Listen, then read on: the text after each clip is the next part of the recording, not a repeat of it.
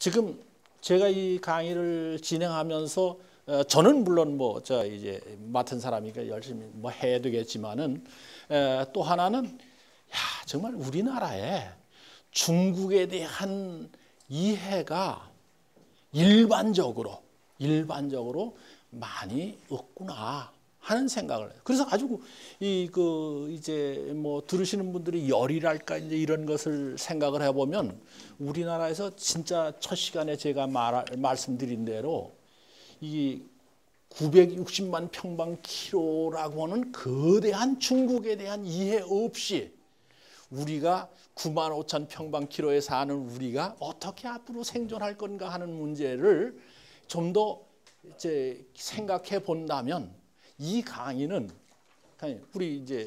우리가 생존의 방법에서 이제 뭐는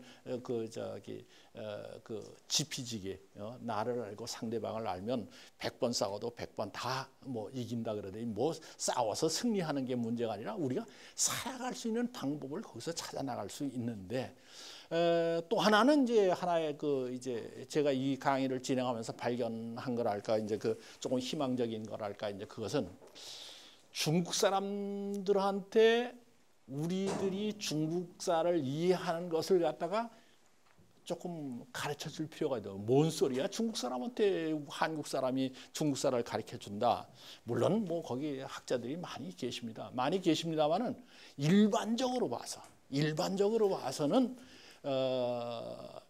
이 중국의 고사에 관한 얘기는 많이들 알고 있어요. 중국 분들을 만나서 얘기를 해보면은 우리가 단군 할아버지 얘기하고 그다음에 경우에 따라서 조선시대 무슨 뭐 재상 뭐 특수한 얘기 이런 걸 알듯이 많이 아는데 이것을 하나의 일관된 구슬로 꿰는 그래서 구슬이 많은데 이게 보석으로 꿰는 작업은 별로 하는 분이 그렇게 많지 않은 것 같다. 물론 제가 존경하는 중국 학자들 가운데 이제 몇 분이 계십니다. 그 아주 대가들은 이걸 잘 꿰시고 계시는데 사실은 일반적으로 구슬은 많이 가지고 있으되 꿰진 못하지 않느냐. 이제 그런 생각을 하게 됐습니다.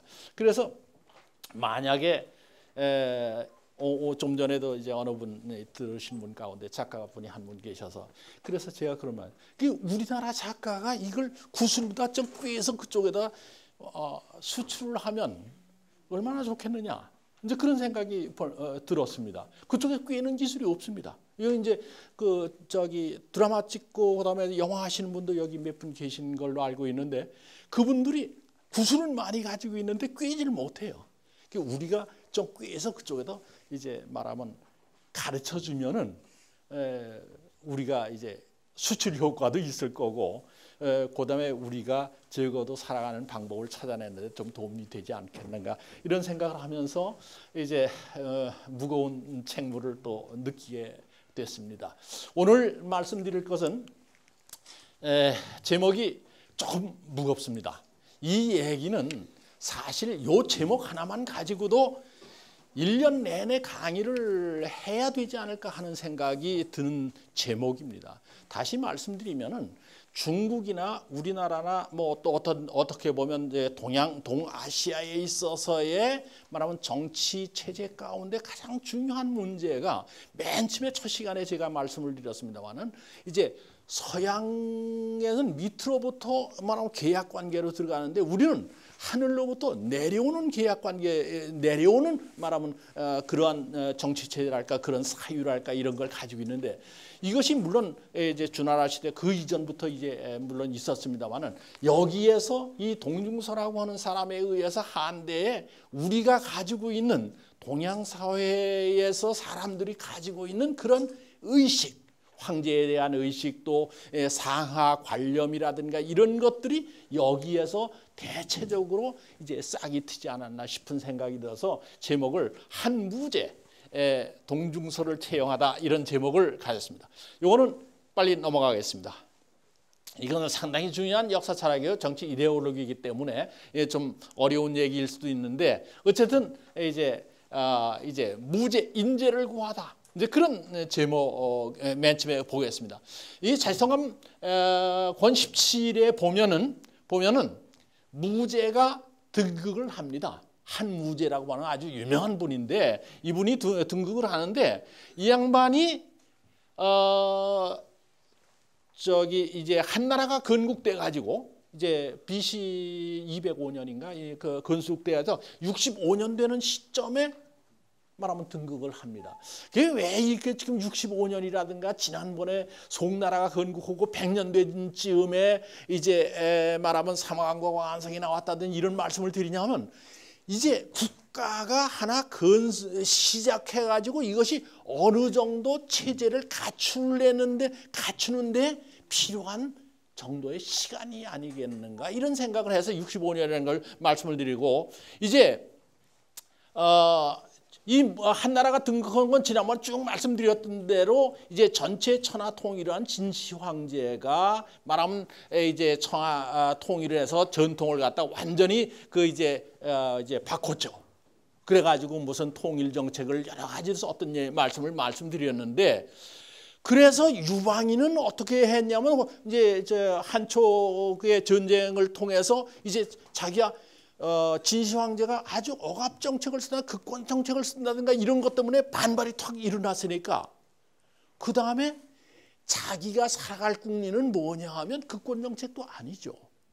그래서 찾아간 것이 뭐냐 하면 이제 말하면 그 이제 타협책이라고 하는 말씀을 황로사상이라고 그러니까 이런 걸 가다. 그러니까 말하면 이제 간섭하지 않겠다. 이제 그런 생각을 이제 했죠. 그래가지고 이제 했는데 문제는 뭐냐면 국가에서 간섭을 안 하고 되도록이면 자유를 준다 하니까 결과적으로 어떤 문제가 하느냐. 지난주에 말씀드린 대로 이제 5초 7국의 난이 일어나가지고 중앙정부에 대해서 지방의 제후들이 무슨 소리냐 하고 반란을 일으켜가지고 사실 간신히 이긴 겁니다. 그때 이제 경제 때인데 경제가 간신히 이긴 거예요. 그때 이제 저 5초 7국에 거기서 땅도 좀 띄워줘라 뭐 또 해달라 이렇게 해서 타협을 하려다가 결국 어떻게 이제 저기 했는데 그래가지고 경제의 아들로 등극한 사람이 그렇죠. 한무제, 그다음에 이제 해제가 저하고 그다음에 문제는 지난번에 말씀드린 문제고 그다음에 경제의 아들이 무제인데. 무제가 등극하고 나니까 지금 현재 문제가 뭐냐 하면 이제 두 가지 문제가 있습니다. 하나는 극권 정책을 써가지고 진시황 때에 이렇게 압제하고 압박하고 뭐 이제 통제를 하려고 그랬더니 반발이 나서 망했는데 이제 유방처럼 이제 말하면 좀 풀어놨더니 그렇죠? 황로정책 풀어놨더니 5초 7국에 난이 일어났다 거예요. 그럼 이제 어떤 나라를 만들 것이냐 이제 한 무제로서는 자 이걸 이 방법을 쓸까 저 방법을 쓸까 우리가 이제 대체적으로 항상 이런 문제에 부딪히고 있습니다. 세상 살아가면서도 이쪽으로 갔다 저쪽으로 갔다 어떻게 할 거냐 이제 그런 문제에 부딪힌 것이 한 무제가 아니겠나. 지금 말씀드린 대로 이제 한 무제는 한 경제하고 왕황후라고 하는 사람 사이에서 이제 무제가 났습니다. 그래서 지금 아까 말씀드린 대로 이제 급진정에 그거 이제 몰락했는데 그 한나라엔 이성제후의 그 이제 반란이 먼저 있었죠. 5초 7국 이전에 이성제후의 한신이라든가 그다음에 뭐 팽월이라든가 뭐 등등등등 이런 사람들이 나왔잖아요. 그걸 갖다 자기 유치성으로 싹 바꿨어요. 그것이 이른바 이성제후를 동성제후로 바꾼다 그렇게 해서 바꿨거든요. 그럼 동성제후니까 유방의 무슨 조카다 아들이다 무슨 뭐 형님이다 뭐 이렇게 해서 제후왕을 줬는데 그거 성씨가 같다고 믿을 만하냐? 못 믿겠다 그예요. 왜? 돈 앞에서는 이게 권력 앞에서는 뭐 힘 앞에서는 이건 형제도 없는 거란 말이죠. 이건 세상이 다 똑같습니다. 우리는 그저 형제간에 그럴 수가 있느냐 이제 그런 생각들을 많이 하죠. 그런데 우리나라에도 그런 예는 많이 있잖아요. 요새도. 그래서 제3의 방향이 필요하다. 그러면 이제 제3의 방향이 필요할 때 그러면 이 방향을 누구로부터 찾을 거냐 하는 문제가 무제로서는 이제 당장 이제 해요. 그래서 새로운 인재를 좀 등용해 보자. 사실은 지금 전에 말씀드린 대로 예를 갖다 조금 더 자세히 말씀을 드리면은 구해 보면은 유방이 제일 먼저 진나라 도읍인 함양에 들어갔을 때 그 함양성에 그 이제 사람들을 불러놓고 진나라는 그냥 요만큼도 움직이지 못하고 법률을 꽉 메고 나서니까 그 법률 다 없앤다. 그리고 나하고 약속한 것은 적어도 3개 종목만 지켜주면 된다. 그게 뭐냐면 사람을 죽인 사람은 안 된다. 남의 물건 훔쳐도 안 된다. 남을 때려도 안 된다. 뭐 3가지예요. 요 3가지만 법률에 해당되는 거고 나머지는 없앤다.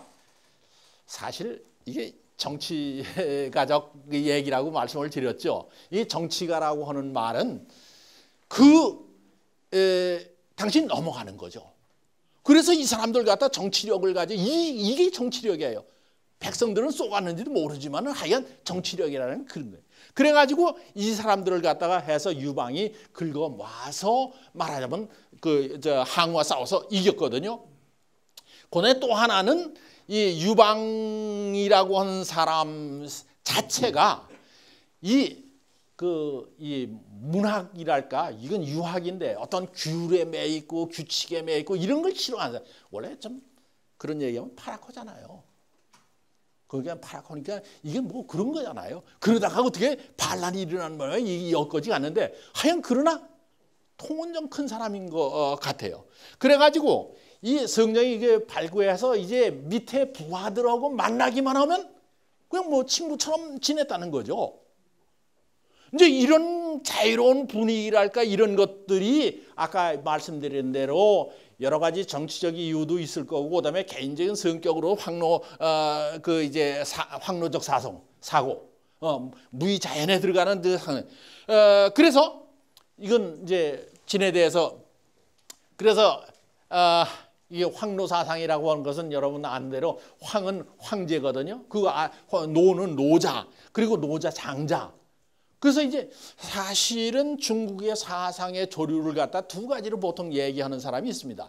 하나는 마치 중국이라고 하는 것은 황하와 같다 그런 얘기를 합니다. 황하에는 위로 물이 이렇게 한 차례 쭉 흐르고 그 밑으로도 물이 흘러간다. 그걸 갖다 복류라 그래요. 엎어질 복자. 복류라 한다.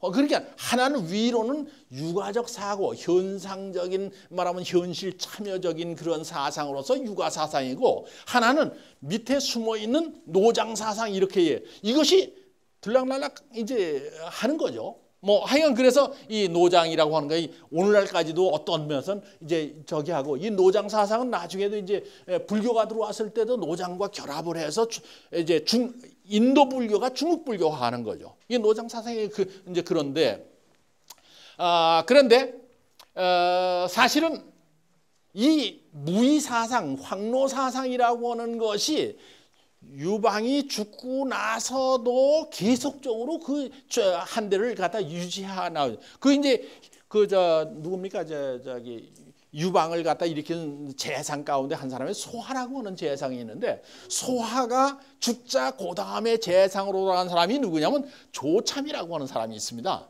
조참이라고 하는 사람이 소하가 죽는다 그러니까 자기가 방서 야 이제 참여해라. 그래요. 웬 참여해요? 아무 연락도 없는데 웬 참? 이제 내가 재상 갈 거다. 뭐 자기가 의식합니다. 자기가 압니다. 왜? 소하 다음에 나밖에 없다. 그런 거 아니에요. 그래서 소하가 갔어요.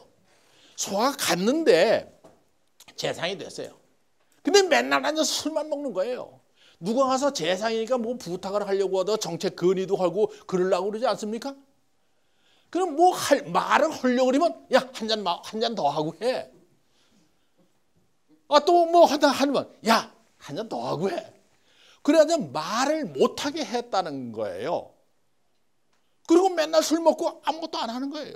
그러니까 이제 한번 이제 혜제가 유방의 아들이죠. 적장자 혜제가 가만히 보니까 재상이라고 조참을 세워놨는데 이 조참이라고 한 사람이 재상을 하는데 맨날 일 안 하고서 앉아서 술만 퍼먹어요. 그것도 아주 독주를 퍼먹는다는 거예요.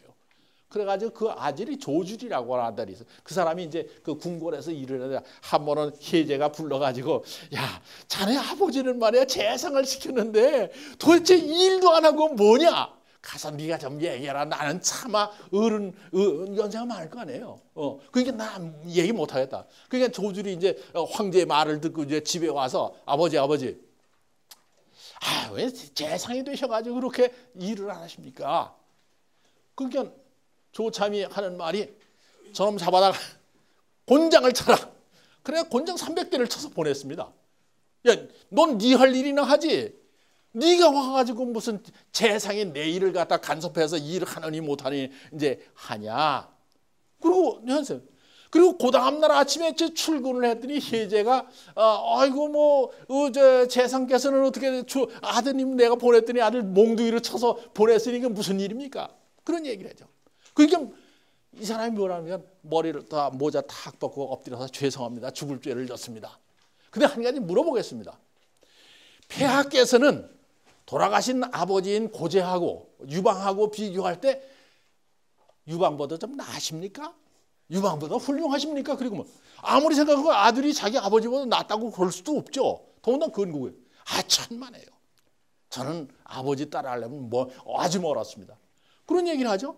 그러면 폐하께서 보시기에 저 승상 조참은 이제 돌아가신 소하고 비교할 때 누가 더 낫다고 그럽니다. 가만히 생각해.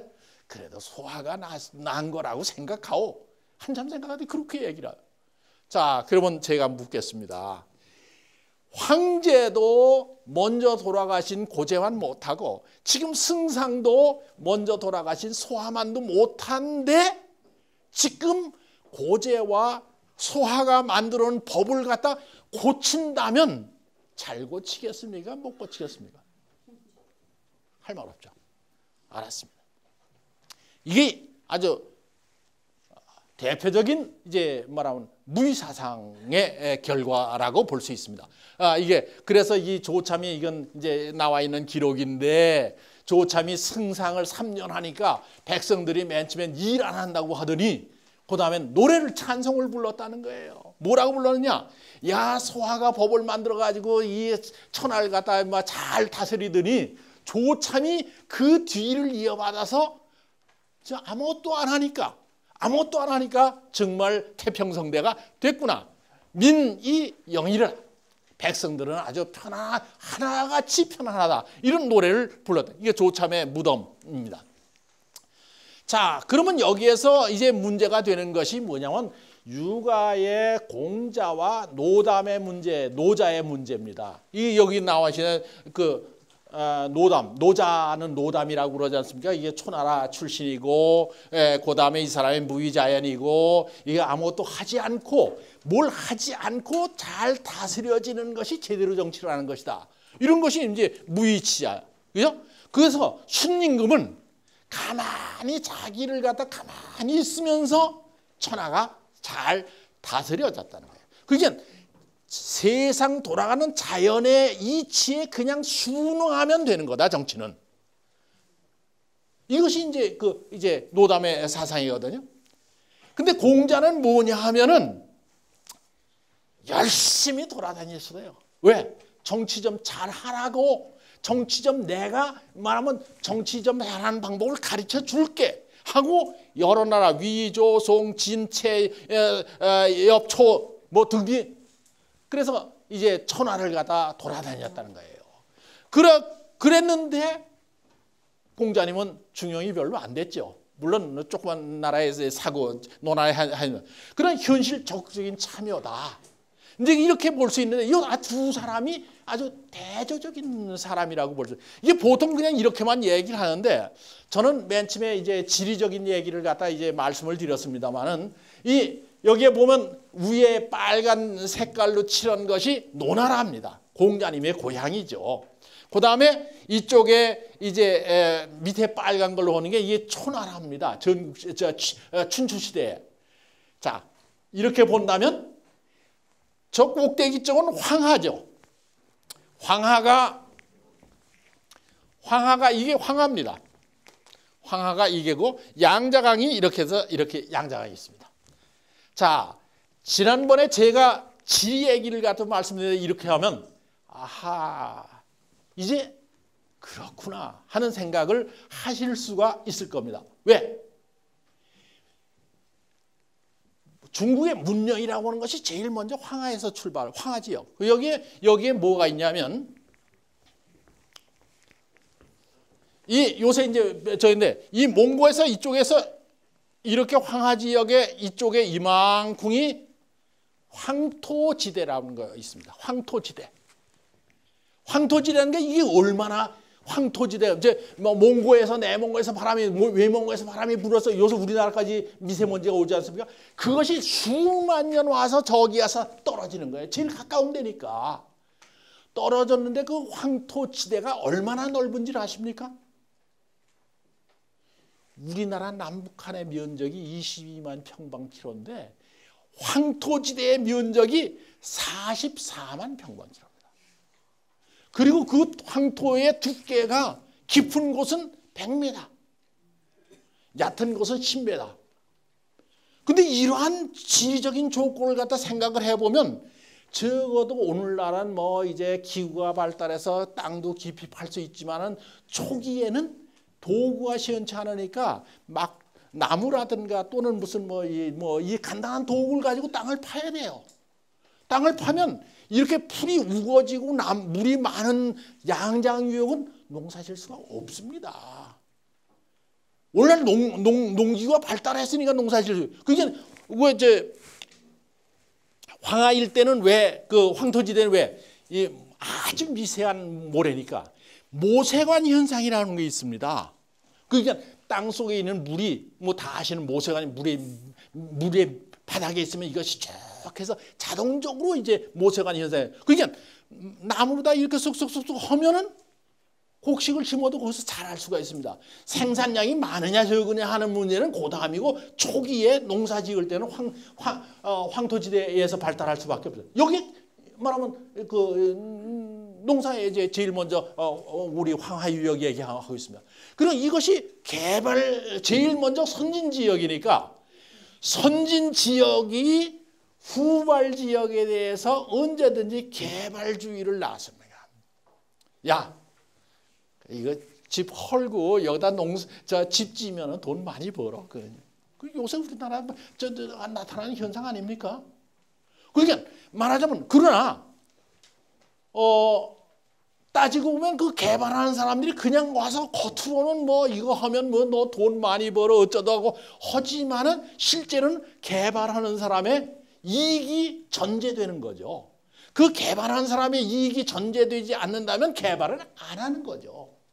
그러니까 개발 지역과 개발되는 지역 사이에 사상적 차이가 이렇게 보면 됩니다. 다시 말해서 적어도 개발되는 지역에서 개발된 지역과 개발되어야 하는 지역의 지식인이라고 하면 너 와서 우리 보고 이 땅 개발하면 돈 많이 번다고 그러지만 그것은 나를 속이는 거다. 그러면 나 간섭하지 마라. 왜 간섭해가지고 말하자면 우리 좋은 땅을 갖다 저기 하느냐. 근데 이제 보통 겉으로 보면 돈 버는 것 같죠. 그냥 속으로 보면 개발한 사람이 돈 내고 와서 그 사람이 돈 가져가는 거잖아요. 그러니까 적어도 미리 선각적인 입장에서 서 있는 사람이라고 하면 당연히 와서 개발하지 마라. 우리대로 편하게 살거다. 그래서 하나는 말하면 개발지역에 유가적이고 그 현실 참여적이고 하나는 초지역에 말하면 이것은 이제 말하면 간섭하지 말라고 하는 무의 쪽에 들어가는 거 아닌가 이렇게 봅니다.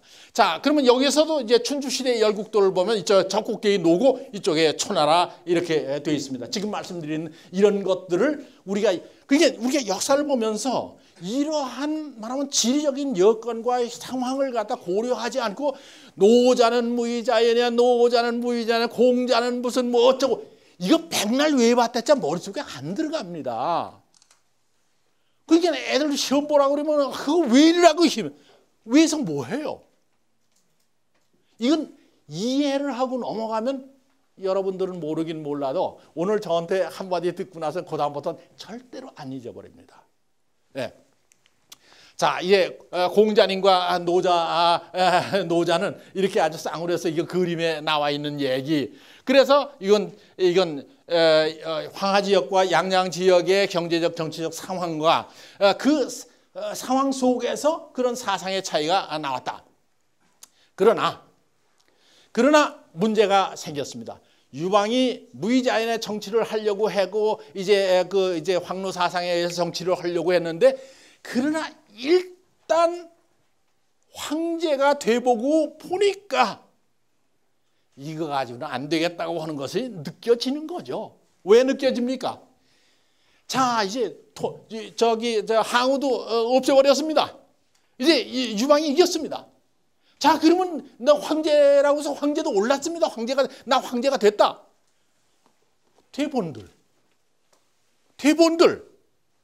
그 부하 장수들이 말이죠. 이제 전쟁 끝났다. 그리고 저 유방이 우리 형님이, 그 형님 아닙니까? 같이 싸우던 전쟁에서 자기가 대장은 대장이라고 하더라도 형님이 지는 뭐 잔뜩 갖고 나는 뭐 줄 거야. 그럼 나는 뭐 어느 정도 뭐 좀 줘야 되냐. 논공 행상 줘야 되는데, 이게 맨 처음에 전쟁을 할 때는 그래 내가 이기기만 하면 뭐 해줄게. 그러나 막상 이겨놓고 보면은 그거 어떻게 다 줘요? 다 줄 방법이 없잖아요. 그러니까 이제 한 20명만 아주 우두머리 해서 상을 줘놓고 안 주니까 나머지 장군들이 술을 먹고 그냥 요새식으로 땡깡을 핀다. 그러니까 칼을 뽑아가지고 기둥을 탕탕 치면서 야단법석이에요. 유방이 더 가서 보니까 이제 왜 그러냐? 그러니까 저거 반란 일으키려고 그런다. 딱 소가 그렇게 얘기를 해요. 소가 저 보십시오. 반란이 이제 왜 반란 일으켜 지금 전에? 당신만 그 높은 자리 가고 말이야. 그다음에 저 사람들 죽을 저 사람들은 아무것도 주지 않았으니까 그 사람들 차려올 게 없으면 당연히 반란 일으키는 거 아니야? 반란 준비하는 거다. 그러니까 유방이 깜짝 놀랍니다. 그러니까 이걸 어떻게 정리하느냐 하고 고심고심을 하죠. 그러니까 이러한 것이 무의자연이라고 하는 것이 좋기는 좋은데요. 일단 황제가 되면 이게 문제가 있구나 라고 딱 느끼는 거죠. 그래서 이제 이때 유학자인 숙손통이라고 하는 사람이 나섭니다. 유방한테 가서 이런 얘기입니다. 말이죠. 이 유학자라고 하는 사람들은 유가라고 하는 사람들은 이 전쟁할 때는 하나도 쓸모가 없습니다. 근데 나라를 만들어서 나라를 지키는 거, 우리 수성이라고 얘기하죠. 수성하는 데는 이 사람들과 더불어 하지 않으면 수성이 안 됩니다. 이제 그런 얘기를 해요. 그래? 그래서 그럼 어떻게 하느냐? 이게 의례를 만듭시다. 그게 의례라고 하는 건 뭐예요? 우리가 인사하는 건 뭐예요? 인사할 때 참 오래간만입니다. 근데 예라고 하는 데는요. 예라고 하는 데는 반드시, 물론 평배가 있습니다.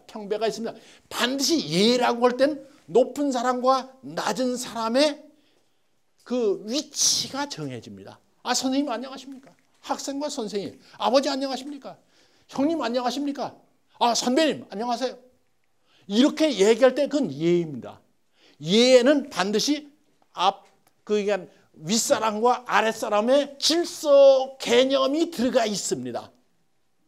예라고 하는 거. 물론 이건 주나라 때 시작한 거, 이거 얘기를 하면 이제 저긴데, 그래서 숙손통이 그 노나라 공자 그 고향이죠. 거기에 있는 그 제자들 이제 20명인가 뭐 이제 데려다가 이제 의례를 만듭니다.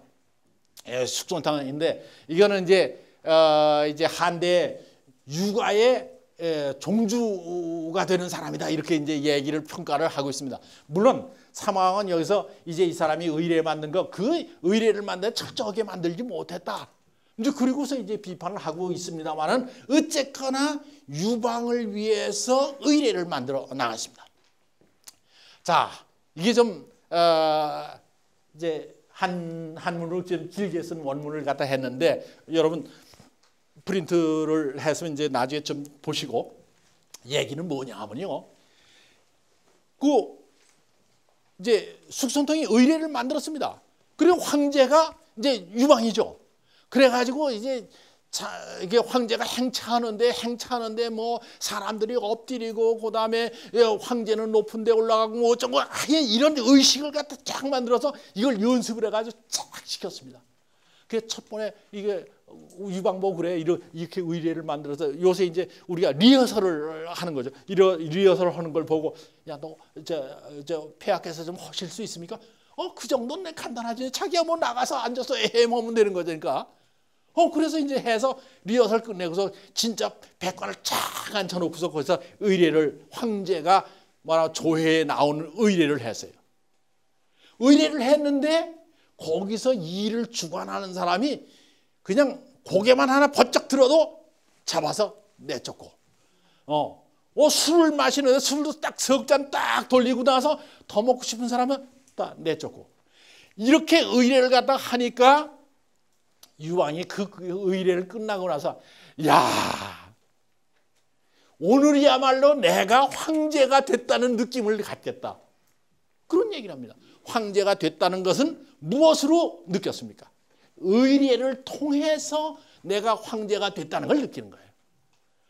여러 어르신들도 가만히 보면 후배나 또는 제자나 누구한테 인사를 받을 때 그래도 뭐 이렇게 되는 거 아닙니까? 예. 그래서 이제 그런 했는데 이 숙손통이라고 하는 사람이 아주 이제 육아로서 이런 예의 질서를 갖다가 하는 사람인데 여기에서 숙손통이 뭐라고 하면 그 유방이 죽고 이제 그 다음에 아들 혜제가 등장을 했어요. 혜제가 등장을 했는데 이게 뭐 좀 착한 사람이죠. 착한 사람인데 자기 그 이제 어머니한테 여태후한테 인사를 가야 돼요. 인사를 가야 되는데 이 황제가 이제 인사를 가려고 이제 나가면 물러가라 채역가라 하고 경필이라고 하는 걸로 뭐 나팔 불고 쟁가리 치고 사람들 범접도 못하게 하고 가는 거 아닙니까? 황제가 그렇게 하니까 자주 어머니한테 가서 문안 인사를 해야 되는데 그럴 때마다 백성들이 저 물러가라 채역가라 하고 이렇게 하니까 불편하다 그래가지고 혜제가 마음이 착해서 그러지 말고 여기서 어머니한테 가는 까지 복도라는 건 2층 이제 그 다리를 갖다 이렇게 놓으라고 그랬어요. 놓았어요. 자, 놨는데 이게 공교롭게 어디로 그 다리가 위로 지나가냐면 유방이 한 달에 한 번씩 유방의 의관을 갖다가 사당까지 옮기는 그런 의식이 있었는데 그 유방의 의관이 그 지나가는 길 위로다가 그 복도가 놓여지게 됐어요. 그 숙성통이 이건 말이 안 됩니다. 왜? 어떻게 아들이 아버지가 의관이 지나가는 위로 갈 수가 있습니까? 그래서 혜제가 깜짝 놀라요. 야, 이거 큰일 났다. 그럼 빨리 헐자. 헐어야 됩니까? 당연히 헐어야죠. 그런데 숙성통이 뭐라고 얘기하면 이런 얘기하면 황제는 한마디를 해도 그것이 헛된 말이 없습니다. 임금은 한마디라면 그것이 절대적으로 옳은 겁니다. 세상에 이런 말이야. 하느님 아니면 이런 얘기 못하는 거죠. 그렇잖아요? 근데 숙성통이 그런 얘기를 하면서 그럼 어떻게 하죠? 그러니까 그러지 말고 사당을 옮기십시오. 사당을 그냥 옮긴다고는 보로장머리 없으니까 서당을 더 커다랗게 한다고 몇 배 크게 옮긴다 그러면 사람들도 혜제는 참 효자고 뭐 아주 대단한다 이렇게 하면서 동시에 말하면 그 복도 위로 올라가는 그 무례함을 벗어날 수 있습니다. 이거는요 이 숙손통의 이 얘기는요 이건 조선시대에 와서도 이것이 그대로 나타나지 않습니까? 그죠? 황제 임금이 하는 얘기는 잘못된 일이 하나도 없다. 그 제왕 무치라고 그러나요? 부끄러운 일은 없다. 뭐 다 하시는 얘기고 뭐 예를 들 것도 없이 이제 그렇게 됐습니다. 자, 이게 이제 장락궁이고 이거 이제 저기 아까 궁궐 얘기고 여기가 장락궁 이제 궁궐 이제 장락궁이 여기 이제 혜제가 살던 데고 이제 하는 얘기입니다. 자, 그런데 이 육아의 숙손통 얘기를 했습니다. 육아들은요 원래부터 전국 시대부터 춘추 시대에는 공자가 그랬고 그 뒤를 이은 그 이제 유가들은 현실 참여에 대단히 적극적이었다. 그런 말씀을 이제 드릴 수가 있습니다. 그래 공빈이라는 사람이 있어요. 공빈이라는 사람이 자취성감 보면 공빈이라는 얘기 여러 가지 나오는데 이 공자의 6세 손입니다. 이 사람이 위나라에 가서 그 정치 이렇게 하면 안 됩니다. 그러니까 그럼 너 정치 좀 해봐라. 그 재상을 시켰어요. 9개월 동안. 그런데 정치를 했더니 위나라 왕이 위왕이 말을 안 들어먹어요. 그래서 9개월 만에 그만둬요. 그러나 어쨌든 그 얘기는 뭐 자세한 얘기는 이제 그 할 게 없고 이제 그렇게 해서 어쨌든 현실 정치에 적극적으로 참여하는 그 사람으로서 그다음에 맹자 다 아시는 바대로 이제 공자, 증자, 자사 이 맹자문인 그다음에 이제 자사문. 그래서 여러분이 맹자는 다 읽으셨을 거라고 이제 봅니다. 맨 처음에 초대해왕의 맹자 양해왕 장구 첫 편에 나오는 얘기죠. 영감님께서 불원천리하고 오시는 우리나라에 무슨 이로움이 있겠습니까? 한 첫째 질문이죠. 양해왕. 양이라고 하는 게 뭐냐면 저 위나라입니다. 위나라의 도읍이 대량이기 때문에 양 지역에 있는 해왕이라고 해서 양해왕이라고 맹자에서 쓴 거죠. 나라 이름은 위나라입니다. 그리고 이제 그 맹자가 그뿐입니까? 제 나라 선왕도 면담하고서 이제 하고 뭐 한 것이 맹자에게 여러 가지 나와 있죠. 그래서 이제 비판도 하고 뭐 하여간 그렇습니다. 근데 순자도 역시 유가라고 치는데 이건 사실 순자는 그 이제 여러 가지 제 나라의 그 요치라고 하는 그 이제 연나라하고 싸워서 거기에서 이제 요치가 그 제 나라 왕을 죽이고 이제 연나라가 하고 그 이 요치는 원래 초나라 사람인데 그 제 나라가 연나라에 이제 뭐 당하니까 초나라에서 원군이 와가지고 제 나라 왕을 갖다가 죽입니다. 뭐 등등 이런 요치에 대한 뭐 비판을 한다든지. 근데 위나라는 게 저쪽 위나라가 아니고 호위한다는 위나라 위자인데 위나라가 둘인데 우리말로. 그래서 이제 위나라 임금이 이제 그 사군이라고 한 사람인데 이 사람은 임금이 돼 가지고 말이죠. 임금이 돼 가지고 어떤 일을 하려면 문지기한테 가서 이제 몰래 이제 그 지나가다가 돈을 갖다 한 뭉텅이 탁 줍니다. 금을. 그리고 하루 이틀 지나가다가 사왕이 그 문지기 보고 너 몇 월 몇십 날 돈 얼마 받았지? 이게 귀신같이 안 하니까 아이고 우리 임금님께서는 귀신 같구나. 뭐 이 짓거리를 해요. 아주 그 말하자면 이 정치적 기능은 발달했을지 몰라도 임금답지 않은 사람이라고 해서 이제 순자가 비판하는 것이 있습니다. 어쨌든 뭐 이게 공민이 됐든 맹자가 됐든 순자가 됐든 현실 정치에 적극적으로 참여하고 비판하고 이러한 일을 이제 해 나간다.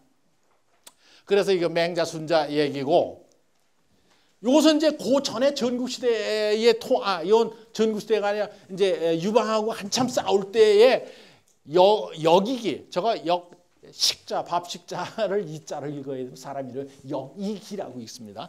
그랬는데 이 사람은 아주 그냥 가난해요. 가난해가지고 저기 이제 성문에 문지기 노릇을 이제 하고 있어요. 그러다가 내가 이래가지고 정치에 내가 참여해야겠다 그래서 그래 자기가 유방에 말하면 유방을 호위하는 기상한테 가서 나 제발 좀 유방 좀 만나게 해달라. 유방이 누군데 그 만나게? 그 당신 같은 유자는 말이야. 이 유방이 만나질 않다. 왜? 그 전에 내가 보니까 유자가 오면 유자가 이제 모자 6원을 쓰잖아요. 6원을 갖다 뺏어가지고 거기다 놓고서 거기다 소변을 비워다. 그러니까 유방을 가서 만날 생각하지 말아라. 그래도 내가 왔다고 가서 얘기를 해라. 그래서 이제 얘기를 하죠. 얘기를 하되 이제 여기 나중에 그림이 여기 그림이죠. 요 밑에 그 유방이 요 가운데 있는 그림이요. 가운데 있는 그림인데 요 유방이 일부러 그럼 괴차리 안에서 괴차리 안에 저 여기기 들어오라고 그래라. 그리고 일부러 앉아가지고 여자 둘 보고 발을 양쪽에서 닦으라고 그래요. 이건 손님을 맞으면서 아주 그 얕보는 거라 그럴까, 실례야 된다 그럴까, 그렇게 할 수 있잖아요. 그럼 들어가니까 쳐다보면서 발 닦고 앉아서 읽고 있는 거예요. 그러니까 그 여기 하는 말이, 자, 대왕께서는 온 나라를 차지하려고 합니까? 그냥 부잣집 영감이 되려고 합니까? 똑 질문이 그거예요. 그러니까 이 질문 자체가 이미 다르다. 그래서 딱 발 빼가지고 발 닦고 했지. 그러더니 천하에 관한 얘기를 쫙 하니까 그래서 자기 이제 저기로 삼았죠.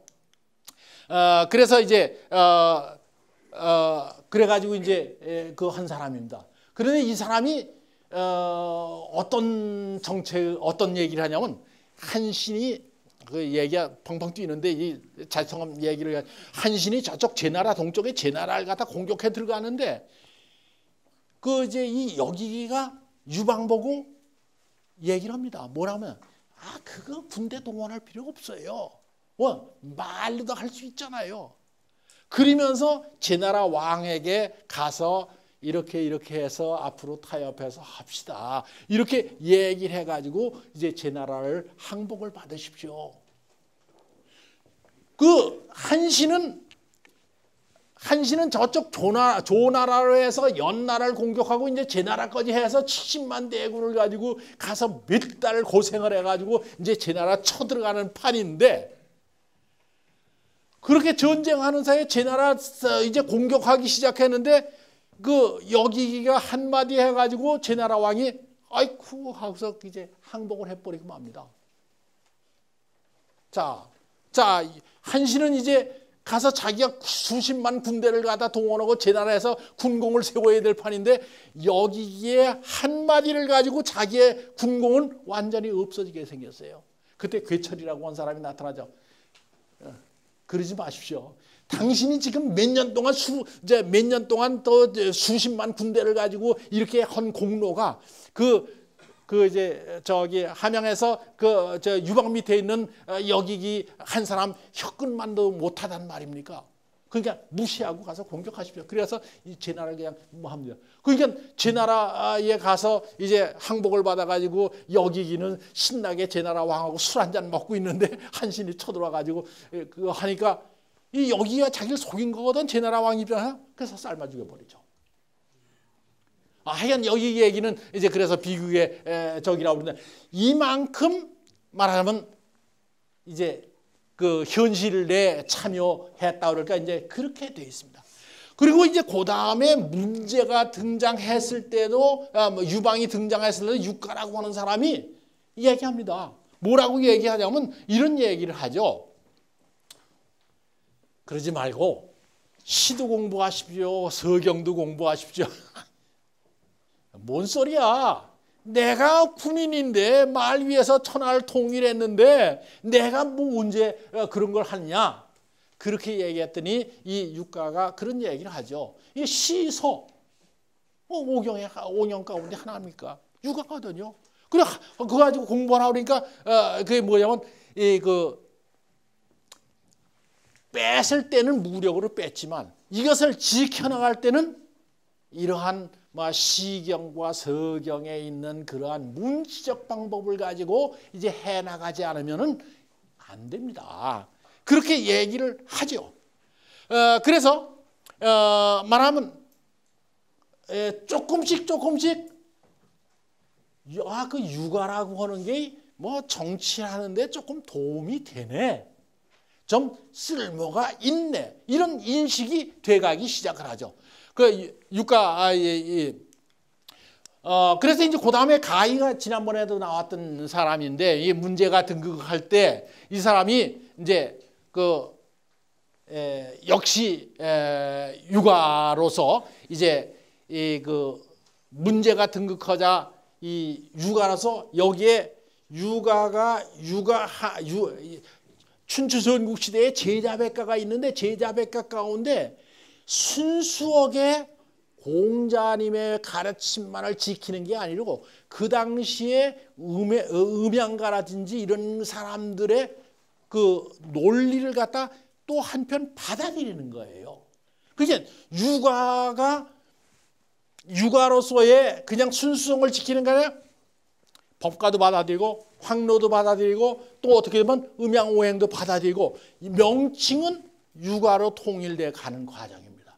그러니까 우리가 보통 얘기해서 육아니까 공자님의 말씀이 한대에도 내려오고 이제 조선시대까지 내려올 거라고 생각하는데 그 안에 육아는 공자님의 말씀이 나온 뒤에 한대 와서 이 유학자들에 의해서 이러한 말하면 제자백가의 사상이 자기들의 육아 논리를 갖다가 말하면 더 확충해 나가는데 말하면 합쳐져 나가고 있음을 갖다 이제 볼 수 있습니다. 그래가지고 이러한 그 이제 말하면 의례제도도 하고 여기에 고이돼 개정삭, 역복색, 제법도, 흥, 예약 이렇게 예약을 일으키고 법도를 만들고 복색을 바꾸고 이 복색 바꾸는 건 이건 그 순전히 음양가의 논리죠. 지난번에 한번 말씀을 드렸죠. 그렇죠? 동쪽은 청, 그죠? 남쪽은 적, 서쪽은 흰색, 북쪽은 까만 거, 가운데는 노란색, 그죠? 이른바 오행이라고 하는 거 하고 이 오행이라는 건 아마 오행을 이제 생각하시는 분들 가운데 그건 미신이야 이렇게 생각하시는 분들 꽤 있을 겁니다. 그렇죠? 미신이야 그거. 그게 뭐 맞아 안 맞아.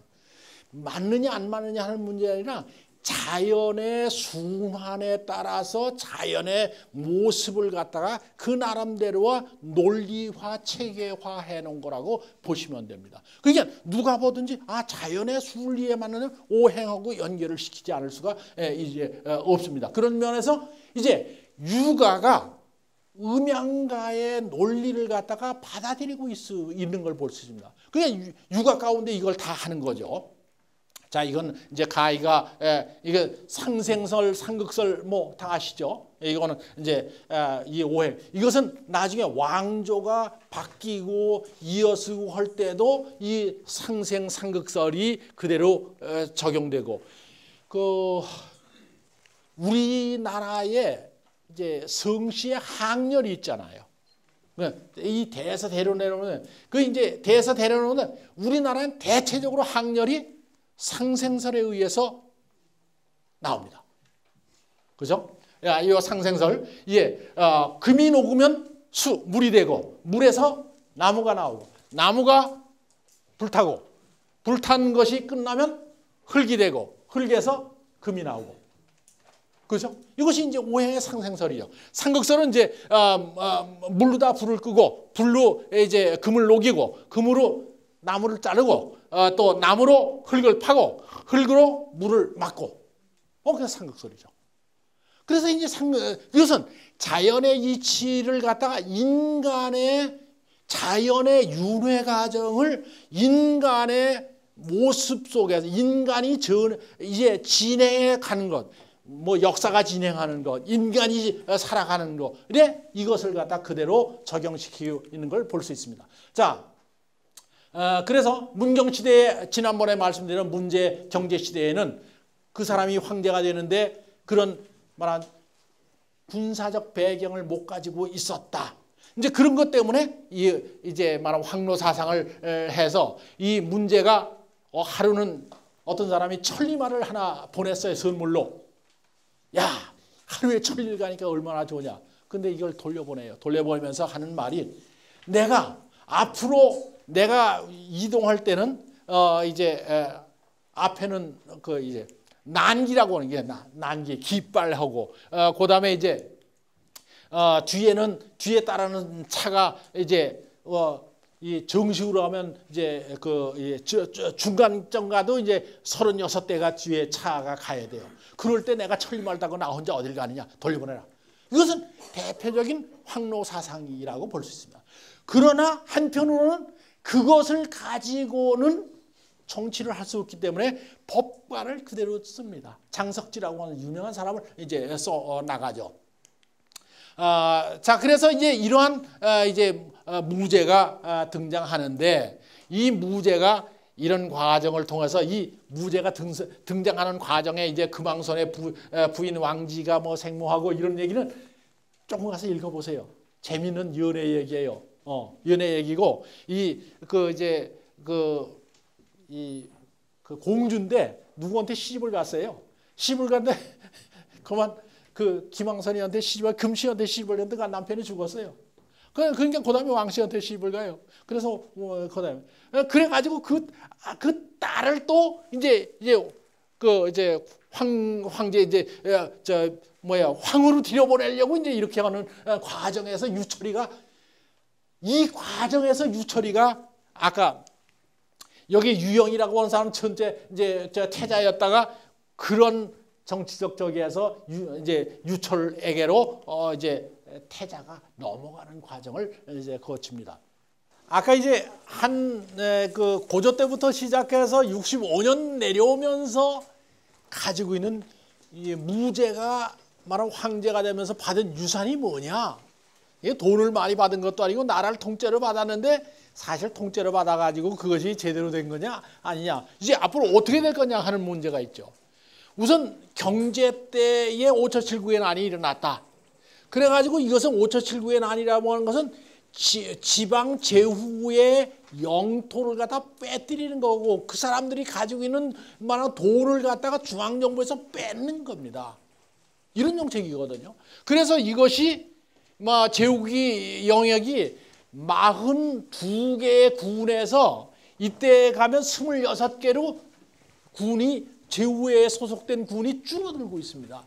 다시 말하면 자꾸 중앙 집중화 돼 나가는 걸 볼 수 있죠. 그 다음에 관리의 임명, 제후의 관리를 갖다 임명하는데 뭐냐? 이게 지방의 제후들이 멋대로 가지 말아라 그거예요. 그 중앙정부에서 빼뜨리는 거고요. 그 다음에 염철동이라는 게 이게 뭐 이때 가장 많은 돈 되는 게 뭐예요? 소금하고 쇠거든요.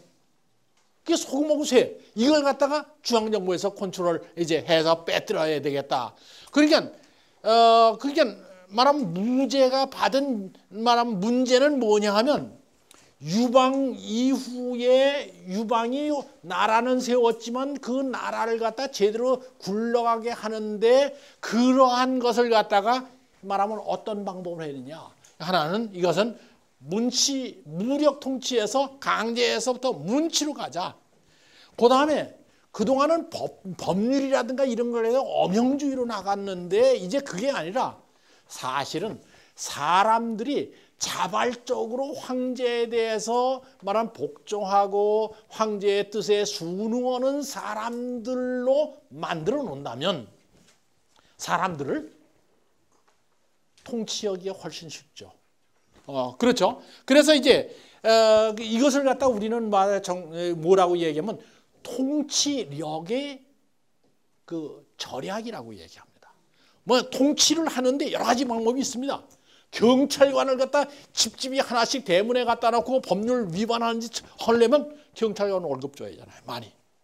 그러지 말고 교육을 시켜서 이런 국가의 법률에 대해서 적어도 이렇게 하는 것이 사람의 도리로서 옳지 않느냐라고 교육이 된다면 예를 들어서 교통질서 우리나라의 교통질서 위반하는 사람 경찰관은 거리에 다 세워놔가지고 위반하는 사람 딱지 떼고 5만 원, 8만 원, 12만 원 그렇게 물리려면은 경찰관 월급을 갖다 얼마나 많이 줘요? 얼마나 많은 사람은 이것은 통치력의 말하면 과부하가 걸리는 거죠. 그런데 만약에 학교에서 말하면 이 빨간 신호등엔 건너지 마라. 이것이 모든 사람에게 교육되고 그것이 인식되고 그것이 생활한다면 교통경찰관은 그렇게 많이 두지 않고도 말하면 질서가 잡히죠. 이게 우리가 통치력의 절약이라고 하는 거예요. 그 통치력의 절약이라고 하는 것을 뭐냐면 강제해서 자발적 복종으로 넘어간다. 그러기 위해서는 왜 그러냐.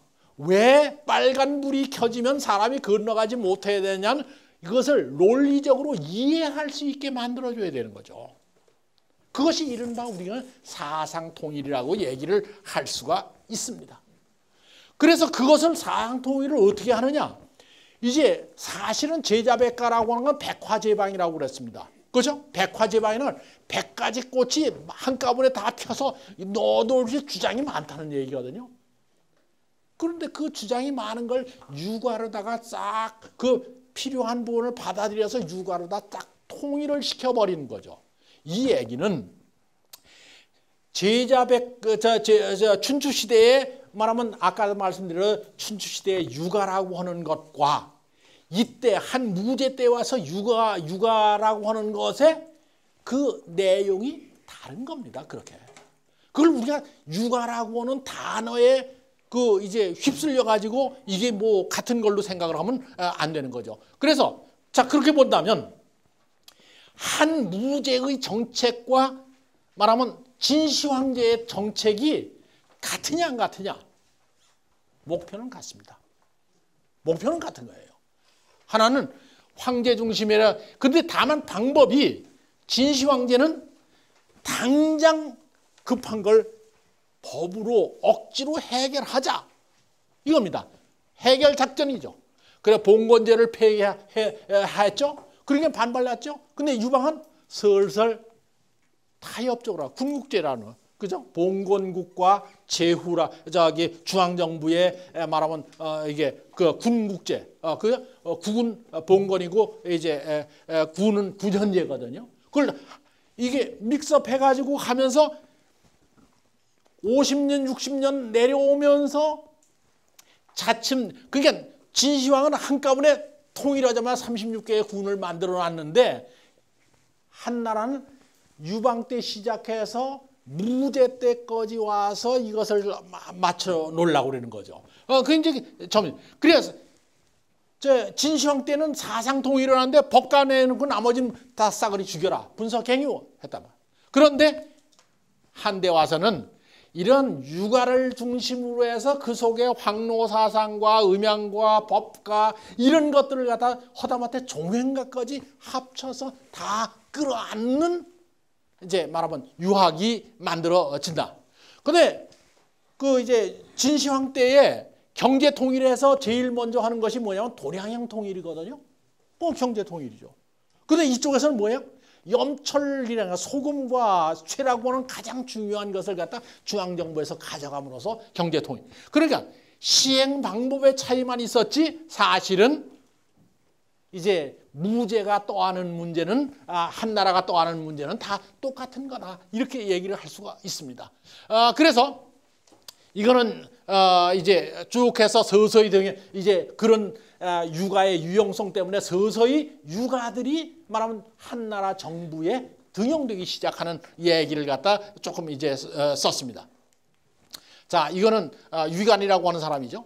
그 섬대 이 사람이 뭐라고 얘기하냐면 위관이라는 사람이 이런 얘기를 합니다. 육아를 쓰면서 그러지 말고 적어도 앞으로 사람을 쓸 때는 육아만 쓰십시오. 그 육아의 내용이 그 속에 음양가가 포함되어 있다든지 법가가 좀 포함되어 있다든지 황노사상이 포함되어 있다든지 그런 건 관여하지 마시고 육아라고 표방되는 사람을 쓰십시오. 그러니까 황노를 하던 사람도 채용되고 싶으면은 육아라고 표방해야 되는 그런 상황에 이제 놓여. 그 사상 통일이죠. 그런데 그 사상 통일이라고 하는 것이 그렇게 쉽지는만은 않습니다. 무제의 이제 태후 두 태후가 이제 이게 황노 사상 그 이제 아직도 황노 사상적 그런 사회 전반적인 것은 남아 있는 걸 갖다가 여기서 이제 볼 수 있습니다. 그래서 두 태후가 이제 이 가운데 여기 조관이라는 사람과 왕장이라는 사람인데 이게 육아입니다. 그런데 그 위에 그 태자 태부인 석분이라고 하는 사람이 있는데 그 아들이 넷이 있어요. 그 이천석 벼슬을 해서 아버지가 이천석, 아들 넷도 이천석 해서 그럼 몇 석입니까? 합치면 한 가족? 만석. 만석분이라는 얘기 나오는 거예요. 근데 이 사람이라고 하는 게 뭐냐면 황노사상에 그래가지고 절대로 아무 얘기 안 하는 거죠. 그래가지고 행동으로 이제 하는 거죠. 그래서 이제 뭐 하여간 이 집안을 다스리는데 석분이 이제 아버지가 딱 있는데 아들 네 가운데 뭐가 좀 불편한 일이 있다. 그러면 아버지가 밥을 다 안 먹고 있다는 거예요. 그래서 저 형제들끼리 뭐 어쩌고저쩌고 얘기하다 그래서 이제 누가 잘하고 잘못하고 이제 자기들끼리 판단돼서 장남이 가서 무릎을 꿇고 아버지 죄송합니다. 그때 가서 밥을 먹었다. 그러니까 말하면 육아라고 하는 건 적극적으로 뭘 갖다 하려고 하는데 이 석부는 말을 하지 않고도 집안 다스렸다. 이제 그런 걸로 유명한 거예요. 거기에 비해서 이 조관이라든가 왕장이라든가 유학을 해서 뭘 갖다 자꾸 하려고 이제 뭐 적극적으로 이제 하니까 주태우 입장에서 보면은 에이, 역시 육아보다는 황로가 좋아. 이런 얘기에서 이제 구박을 좀 합니다. 그러나 두태우가 하는 것은, 이거 두태우가 아주 유명한 책도 나왔습니다.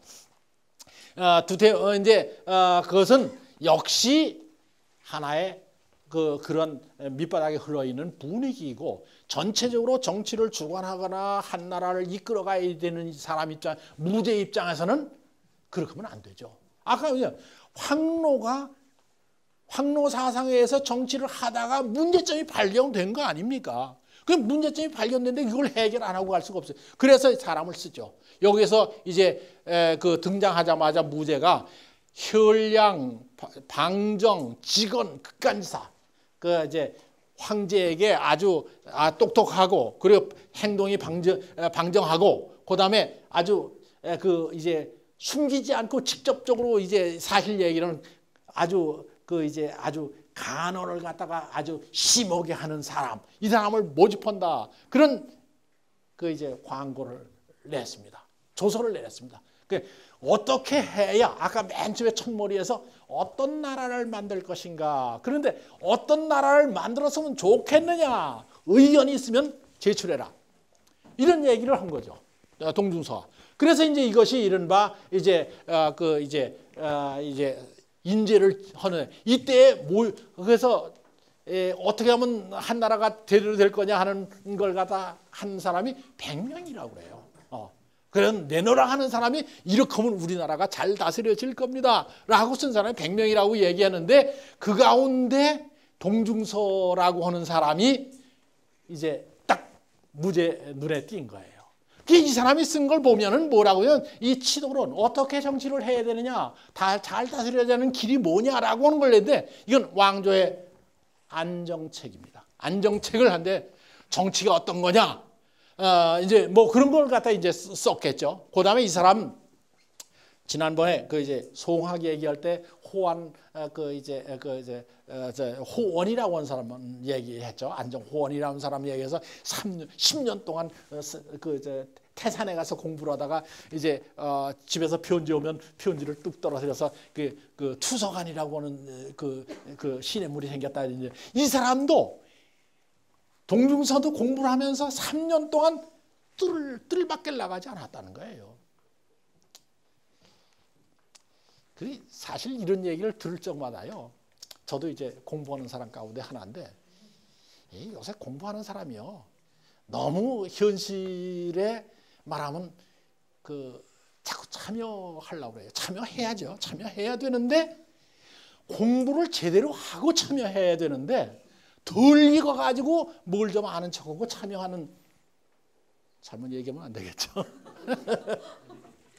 그런데 그런 사람이 당연히 있기 마련인데, 공부하는 사람들이라도 그래도 그런 사람들은 좀 있어야 되는데, 저도 쓸데없이 이런 데 나와서 얘기하니까 뭐 그렇죠. 하여간 그래서 그 뜰을 보지 않았다 이렇게 얘기해요.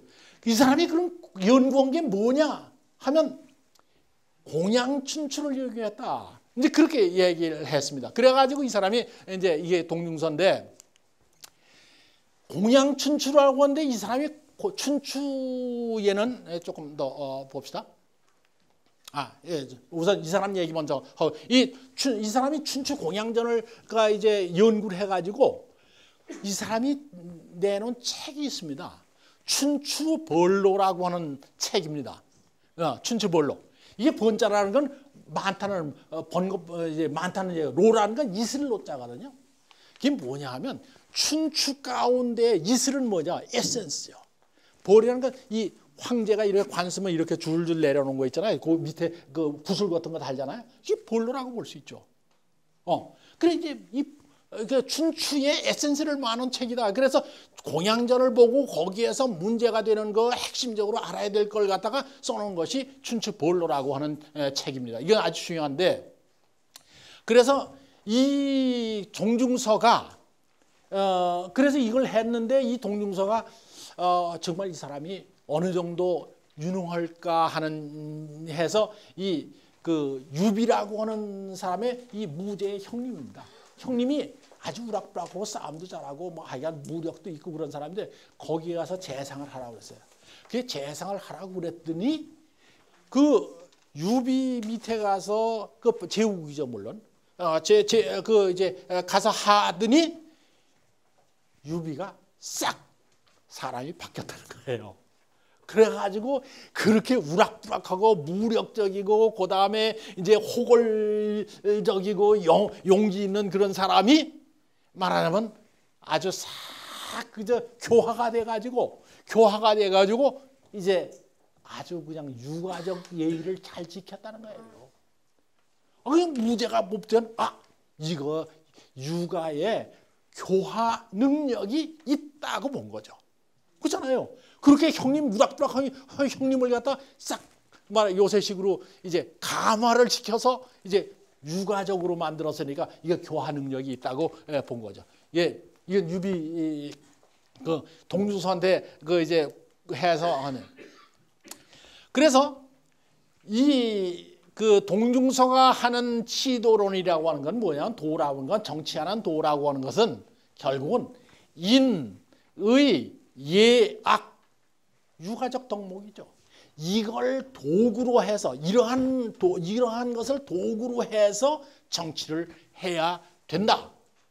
그래서 남면해가지고 이것을 갖다 무력으로 누를 게 아니라 여기에 빨간 글씨를 써놨습니다. 한자가 전부 해석하려면 시간이 없으니까 교화 하는 거야. 그래서 백성들에게 쭉 가르치고 그것으로 사람을 화라고 보는 건 뭡니까? 화학이라는 거. 그러니까 물리, 화학 그런데 화학은 뭐냐면 완전히 성격이 바뀌는 걸 화학에서 다루는 맞나요? 요새 이제 화학 물질 때문에 요새 우리나라에 문제가 있죠. 그런데 이제 하여간 화학이라고 하는 건 완전히 바뀌는 건데 사람을 갖다가 가르쳐 가지고 그걸 갖다 싹 바꿔놓는 거. 이것이 화입니다. 교화예. 그래서 이 교화에는 무엇을 가지고 하느냐? 가장 중요한 것이 뭐냐면 명이라는 거예요. 이름. 사람이 이름이 있습니다. 그리고 그 이름이 따르면 그 이름에 따른 그 사람이 해야 될 몫이 있습니다.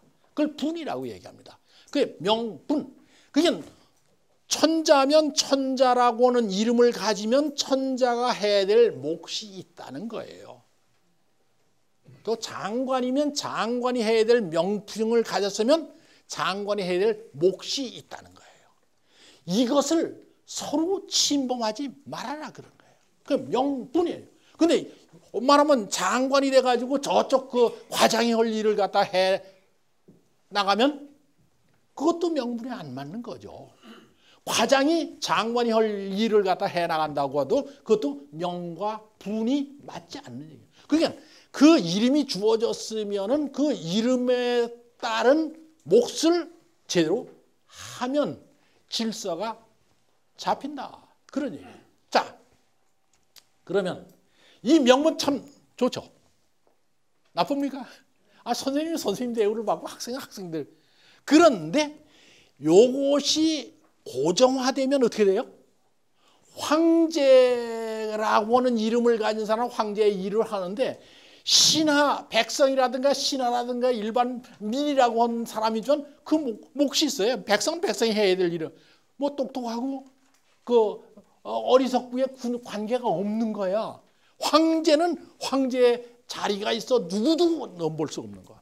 그렇죠?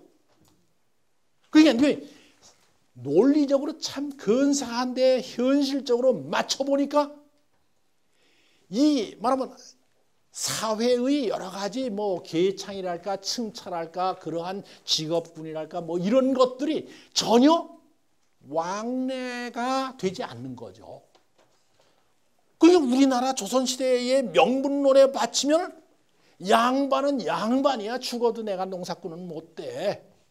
그런 거 아닙니까? 그것이 이제 명분. 그래서 이제 이렇게 했는데 이러한 사상이 어디로부터 가는 거냐면 아까 공양 춘추로서부터 나왔다 그렇게 말씀을 드리지 않았습니까? 그 춘추라고 하는 책이 뭐냐? 역사책입니다. 공자가 산술했다, 수리부장이다. 그래 나는 서술했지 말하자면 이제 지은 건 아니다. 그 노나라의 역사를 가지고 쭉 해서 역사책을 쓴 242년간의 역사를 쓴 건데 이게 주나라의 역사를 정리한 겁니다. 그래서 여기 단란조보라고 하는 말이 있는데 이 단란조보라는 말은 이제 조금 역사가 단란조보가 되면 안 된다는 거예요. 조보라고 하는 얘기는 무슨 얘기냐면 주나라 왕실이 있고 그다음에 제후국들이 있습니다. 그 제후국에서 어떠한 사건이 벌어졌다. 예컨대 임금이 제후왕이 죽었다든가 또 그 나라 재상이 등장했다든가 뭐 또 어떤 거기서 사건이 있다. 그것을 갖다가 말하면 요새 신문이죠. 요새 그 보라고 하는 보도죠. 그걸 갖다가 각 나라로 이제 전달해요. 우리나라에서 우리 뭐 제 나라면 제 나라, 노나라는 노나라 거기서 이제 이런 사건이 벌어집니다. 각 나라에게 전달해 주는 게 그런데 그것을 이렇게 쌓아놓으면 역사책입니까? 그 중간에는 또 빠진 것도 있고 그렇단 말이에요. 그러니까 요새 역사를 갖다 했는데 과거에 일어난 일이 역사지. 뭐 그건 틀린 말이 아닌데 그런 식으로 그냥 무대기로 그냥 그 과거에 일어난 일이 전부 역사라고 얘기한다면 그것은 단란조보라는 거예요. 그죠? 아까 초두에서 말씀드린 대로 이것을 갖다 일관된 어떠한 말은 논리에 의해서 꿰줘야 된다는 거예요. 그냥 구슬이 서말이라도 꿰어야 보배되는 거거든요. 그 꿰지 못하면 그러니까 이제 말 그동안에 공자님이 이 조보, 단란조보를 갖다 쭉 쌓아놨을 노나라에도 그러니까 다른 나라에서 온 것도 다 자료가 있겠죠. 그걸 가지고 어떻게 이것을 갖다가 이렇게 꿰느냐. 그래서 꿰는 것이 이제 춘추라 그렇게 얘기를 할 수 있습니다. 근데 이 오늘날 그런 점에서는 역사책인데 그것은 이제 사학사에서 이제 그런 얘기를 이제 말씀을 드릴 수가 있는데 사마천의 사기가 나온 다음에 춘추는 역사에서 빠져서 말하면 경서로 들어갔다 이렇게 얘기를 합니다. 왜냐면 이제 단순히 요새 우리나라에도 이제 함석헌 선생이 쓴 그 뜻으로 본 한국사 이렇게 있습니다. 그게 경서입니까? 역사입니까? 뜻으로 본 건 자기 일정한 기준을 가지고 그분은 이제 성경을 가지고 본 거죠. 그죠? 성경을 가지고 우리나라 역사를 갖다 하나님의 뜻에 따라서 이 우리나라의 역사는 이렇게 된 거다. 이제 그런 거죠. 그러면 이제 이것은 순수한 역사의 입장에서 본다면 이건 경서의 철학에 가까운 책이죠. 이제 하여간 그래서 이 사마천의 사기가 나온 다음에 이제 경서가 됐다 이제 그런 얘기인데 그런 얘기는 하는데 그럼 공자가 이때 한 얘기는 뭐냐? 하나는 이제 미연이라고 하는 말이에요. 미연이라는 건 목소리를 적게 한다 그런 뜻이죠. 미자는 건 아주 미세하다 그런 말이죠. 그리고 대의라는 건 그 속에 살려진 뜻은 크다 그런 뜻이죠. 그렇죠? 그 미연이라고 하는 이제 아주 한 글자를 가지고 말하면 큰 뜻을 갖다가 이제 밝혀줬다 그런 얘기에서 미연대이라고. 그런데 이 공자님의 말씀은 공자님의 춘추는 옛날에 오늘날 같이 이렇게 프린트가 좋아서 착착 인쇄해서 책으로 남아 있으면 얼마나 좋습니까? 옛날에는요 그 책이 귀하잖아요. 공자님 쓴 거 한 부밖에 더 있겠어요? 그렇잖아요. 주간에다 썼으니까. 그러면 책을 봤다면 그건 외워야 됩니다. 처음부터 끝까지 외워야 돼요.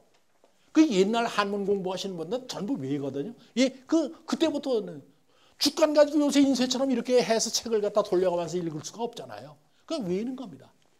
그래서 그 외운 것을 갖다 그 다음으로 전해서 외우게 하고 그 다음으로 전해서 외우게 하고 그 다음으로 전해서 외우게 하고 그러니까 여기서 전이 5개가 5사람에 의해서 나옵니다. 공자의 5전이라고 해요. 현재 남아있는 건 3전이 남아 있습니다. 좌구명이라고 하는 사람이 쓴 이제 춘추 좌전이라고 해요. 그 전자를 왜 전자를 쓰느냐 하면은 외워가지고 전해졌다고 말해요. 후에. 그다음에 이제 공양숙이라고 하는 사람이 이제 공양전, 춘추 공양전. 그다음에 공양고라고 하는 사람이 이제 춘추 공양전. 그 춘추를 같이 외우더라도 그것을 갖다 전해주면서 거기에다가 자기의 의견을 갖다가 좀 덧붙이죠.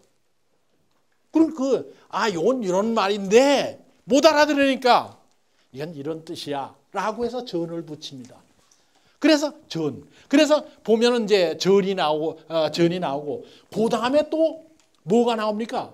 주소가 나옵니다. 그럼 그것도 못 알아들으니까 또 해설을 해서 주를 달고 그다음에 그것도 못하면 또 소를 달고 그래서 이렇게 해서 이제 여러분이 보시면 이제 그렇게 나오는데 그래서 이제 공양전의 유래는 이 가학으로 와서 쭉 해서 이제 현손 때 와서 이게 나타납니다. 그게 이때는 전부 외우는 거니까 그래서 이게 이제 춘추 공양전인데 그런데 여기에 이 3전이 남아 있는데 이 특징이 있습니다. 이 3전 공자의 춘추를 갖다가 외워가지고 후대로 전해졌는데 좌구명이라고 하는 좌전은 역사적 사실에 입각해서 그걸 설명해 주는 경향이 대단히 강합니다. 그러니까 이제 좌전은 역사서에 속하고 그다음에 공양전과 공양전은 이건 뜻으로 전합니다. 그래서 이제 공양전과 공양전은 대체로 철학 쪽에 이제 가까웠다 이렇게 얘기를 갖다 할 수 있고 이게 공양전입니다. 이건 춘추 좌전이죠.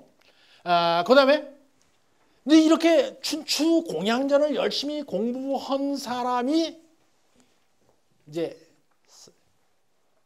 활동한 게 뭐냐?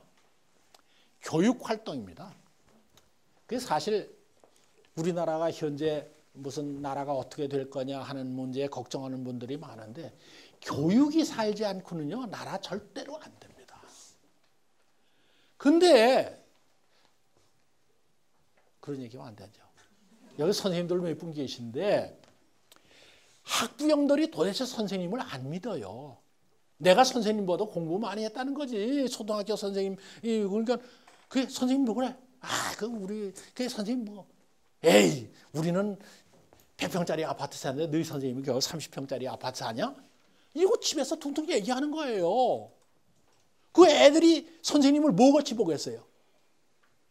이게 비단 내가 그런 얘기했지만 그러면 선생님 가운데 잘못한 사람은 없냐? 당연히 있죠. 그럼에도 불구하고 선생님을 믿어주지 않고는 교육이 살아날 길이 없어요. 우리 김양관 선생님 저기 계신데 30년 근데 죽겠대요. 와 교육을 시킬 수가 없다는 거예요. 그러니까 사실은 따지고 보면 그 학교가 자녀들을 망쳐놓는 게 아니라 부모가 자녀를 망쳐놓는 거예요. 거꾸로 생각을 하면 우리는 큰일 났다는 게 바로 그겁니다. 하여간 그 얘기. 그래도 이 동융서는 30살 때 강학을 해요. 학생들한테 가르친다는 거예요. 근데 이 양반이 역시 선생님은 좀 권위가 있어야 되는 모양이에요. 예전에 호안정 얘기할 때, 호언 얘기할 때도 선생님이 얼마나 엄격한지요. 송학을 만들어낸 이제 선생님과 한 분인데 제자가 장관이 됐어. 우리식으로. 그래도 선생님을 만나면은 저 대돌 밑에 가서 신발을 턱 선생님 신발을 들고 내려오실 때까지 기다리고 있는 거예요. 그러한 말하면 교육 풍토가 이루어질 때 송학, 주자학도 나올 수 있고 성리학도 나올 수 있고 이것도 나올 수 있는 거지. 교육이 황폐화되면은 100년 가도 안 됩니다. 어쨌든 이 30대 그래서 이 동융서는 강의를 하면서 춘추 강의를 하면서 휘장을 자기 앞에 탁 들러서 선생님 얼굴을 어떻게 감히 봐? 말이 됩니까? 요새 같은 말이 안 되는 거. 그래도 목소리만이나 들으려고 해서 이제 가서 이제 엄격하게.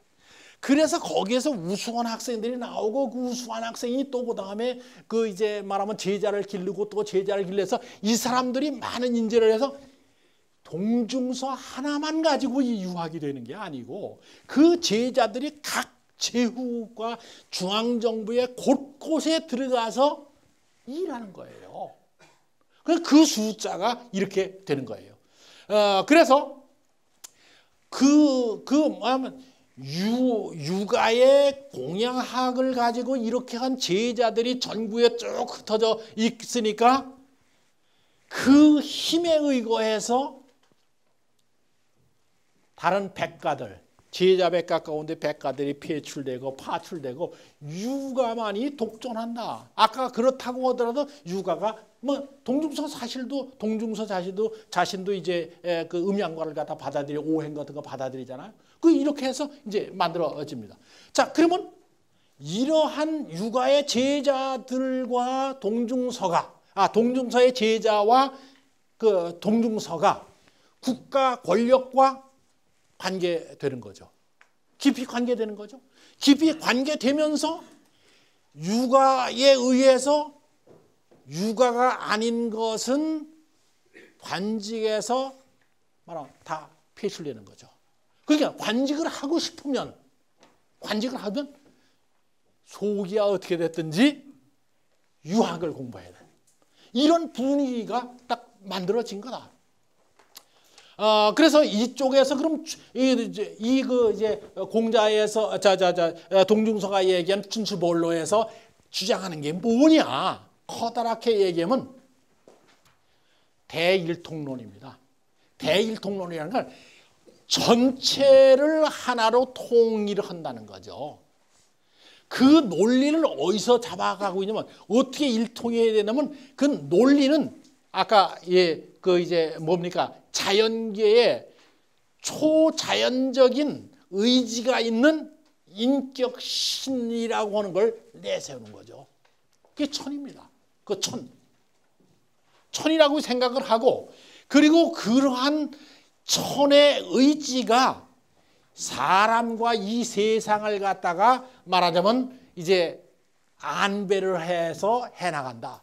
뭐 그런 거죠. 그게 이 세상에 움직이는 것은 자연의 질서에 따라서 천의 의지에서 움직여 나가는 것이다. 뭐예요? 요새 이제 서양 같은 기독교의 유일신 사상이라고 하는 거고, 그 다음에 이쪽에 오면 천입니다. 천이 의지를 가지고 있고, 하면 같아요. 다를 게 없습니다. 자, 그래서 그것은 이제 뭐랄까, 이제 그렇게 되면 그런 자연적 질서 속에서 나타난 황제라는 이름을 가진 분은 자연적 질서 속에서 만들어진 거죠. 누구도 감히 거기에 대해서 범접할 수 없는 거예요. 자연 질서를 어떻게 넘어가요? 인간 스스로. 이 논리가 하면은 어떻게 돼요? 현실적으로는 황제의 절대권이 형성되는 겁니다. 황제에 대해서 이제 근데 이건 철학적 이론적 근거를 갖다 하고 있죠. 그래서 이 볼로 얘기고 춘추볼로 얘기고 자 춘추볼로에서 그러면 아까 얘기한 대로 미연대의를 했다고 했는데 그 얘기를 간단히 한 가지 예를 이 춘추볼라라는 제1장, 제1권, 제2첫 번째 나오는 얘기인데 요 빨간 줄로 친 게 이제 사건이에요. 이 질문하고 대답한 건데 이 내용을 좀 보시죠. 여기에 하징서라고 하는 사람이 이제 진나라에 하징서라고 하는 사람이 있는데 이 사람을 초나라의 장왕이 죽입니다. 왜 죽이느냐? 이제 하징서라고 하는 사람은 진나라 여기에 이게 진시황의 진나라가 아니고 요 진나라 조그만 이제 춘추 시대의 진나라인데 진나라의 이 하징서의 어머니가 하희라고 하는 여자분인데 아주 예쁘게 잘생겼던 모양입니다. 잘생겼는데 이제 그러니까 남자분 반쯤 있고 남자들이면 좀 껄떡껄떡하죠. 그래가지고 이 진나라 제후 영공이라고 하는 사람과 그다음에 공선영이 공선행보 이 세 사람이서 뭐 이제 이 밑에 두 사람 공선영보 공선행보는 이건 대부고 물론 저기 하징서라는 사람도 대부입니다. 그리고 영공이라는 사람이 그 하징서의 어머니를 갖다가 말하면 이제 좀 잘 지냈습니다. 그리고 그것까진 좋은데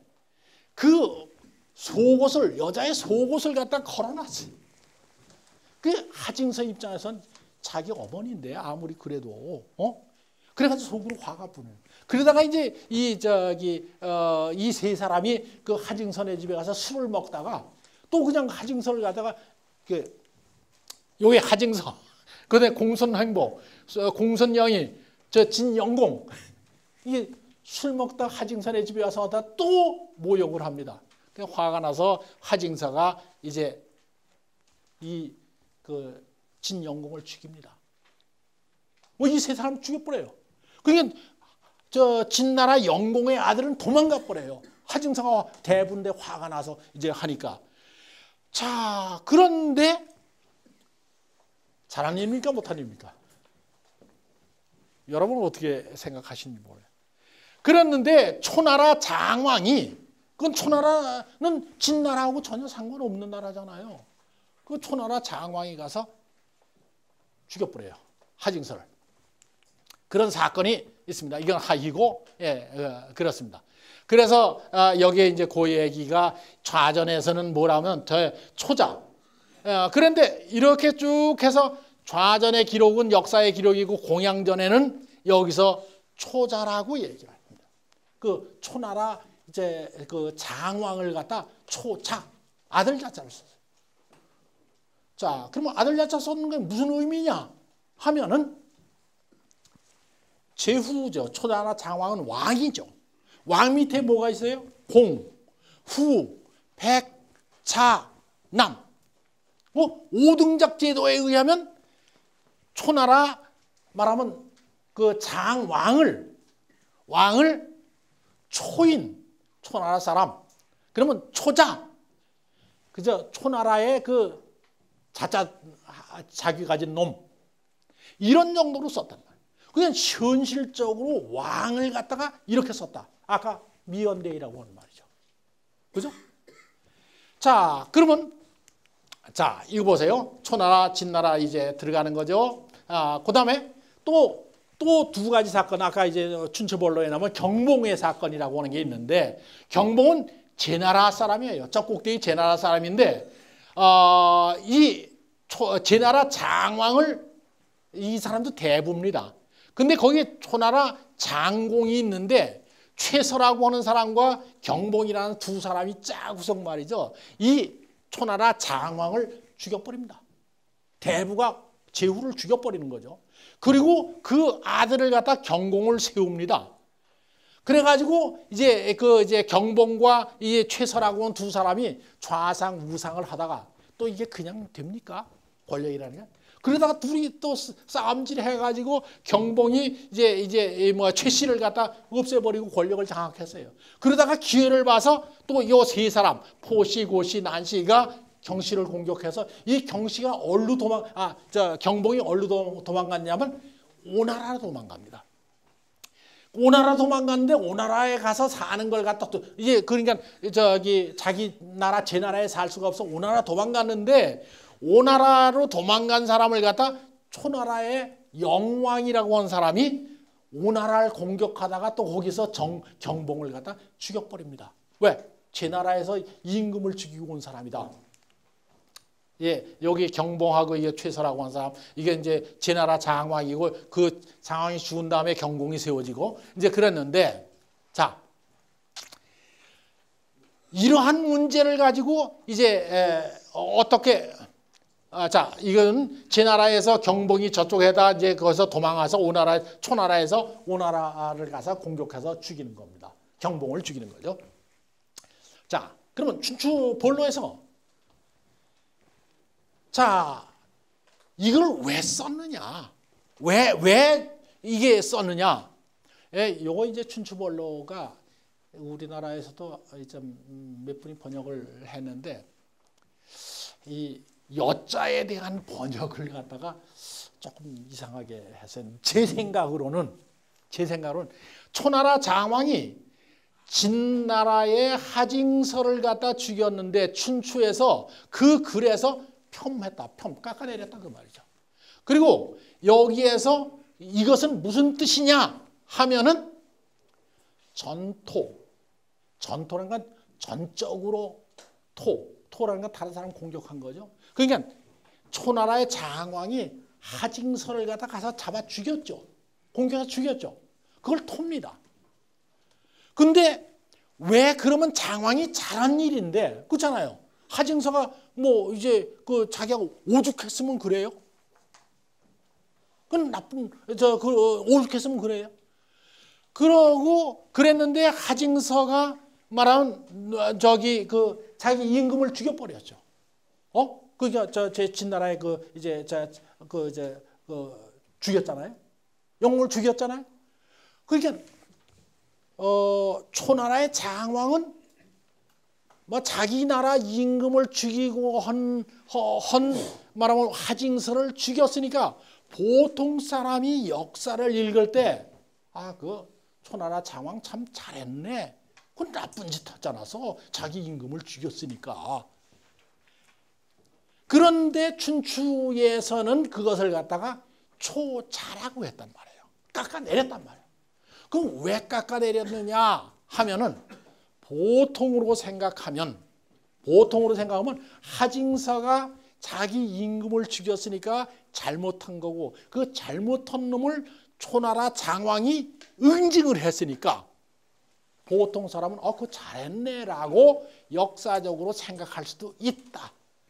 그런데 공자님께서는 또는 공양전에서는 그걸 초자라고 깎아내렸다. 왜 그랬을까요? 전봉입니다.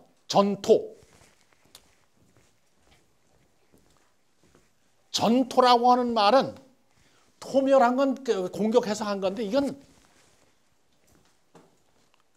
주나라 왕의 허락을 받지 않고 제멋대로 공격을 했다. 잘했다고 하더라도 주나라 왕의 허락을 받지 않고 찬성받지 않고 했기 때문에 그 초나라 장공을 갖다 깎아내릴 수밖에 없는 거고 그것이 역사를 평가하는 기준이 된다 이렇게. 여기엔 뭐가 있어요? 이것은 이제 보편상한이죠. 그러니까 잘한 사람 모두 뭘로 했어요? 아까 미연 초장왕을 장왕이라고 안 쓰고 초차 아들 자자 그 자작. 그런데 초인 사람이죠. 그게 이거 말 한마디 가지고 역사적 평가를 내린 거죠. 그것은 기준이 뭡니까?